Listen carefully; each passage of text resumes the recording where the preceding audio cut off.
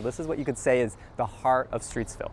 And it's not like what you see in most of the suburbs. Rahul Mehta lives in Mississauga, Ontario, part of the larger region of Peel, known for sprawling neighborhoods of single-family homes crisscrossed by some of the busiest highways in North America. The historic neighborhood of Streetsville in Mississauga, however, stands out. So Streetsville has done a lot right in creating a mix of housing, a mix of retail, and a place where people actually want to be outside without needing a car. Surrounded by sprawling suburbs, it has maintained its walkable, livable character, even as zoning rules make building this type of low-rise density difficult in other parts of the city. You've got the library, patios, shops, but here I actually can get to them by walking or biking. And I think a lot of people enjoy this scale, this comfort, and we just want to see more of it in the city. I wish it was everywhere. 1.5 million people live in Peel, with 700,000 more expected in the next 3 decades. Anybody in opposition, that carries. Peel's Regional Council recently adopted an official plan that would expand development into farmland and green spaces along its northern edges to accommodate some of those new residents. The number of people for whom the dream still is, I get to go into my smallish backyard and enjoy a barbecue with my family. A lot of people still want the single detached home. We've got to try and move away from it to a degree, but it's still a demand in the marketplace. The Ontario government ordered municipalities like Peel to present plans for accommodating new residents all the way to 2051.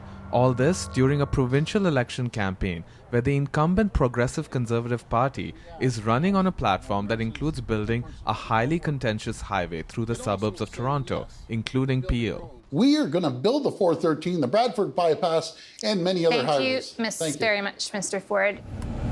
But there are consequences from paving over green spaces for development. Some of the best farmland in the country could be lost.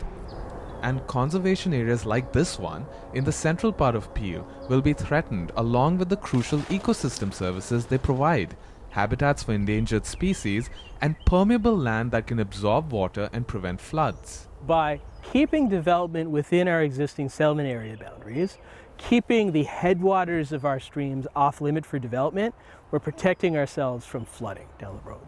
So we're in the The need for conserving green spaces has only become more evident with the worsening climate crisis. It's not for nothing that Ontario's post-war car-dependent suburbs have been called Ontario's tar sands. Peel is squandering its last best opportunity to fix those neighborhoods. And the problem with that is that locks in car dependency, and that is utterly incompatible with meeting our climate obligations.